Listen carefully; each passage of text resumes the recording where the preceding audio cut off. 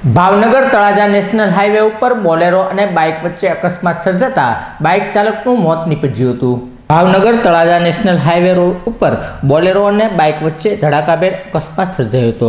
આ અકસ્માતમાં બાઇક સવારનું ઘટના સ્થળે મોત નીપજતા પોલીસે મૃતદેહને પીએમ અર્થે ખસેડી જરૂરી કાર્યવાહી હાથ ધરી હતી।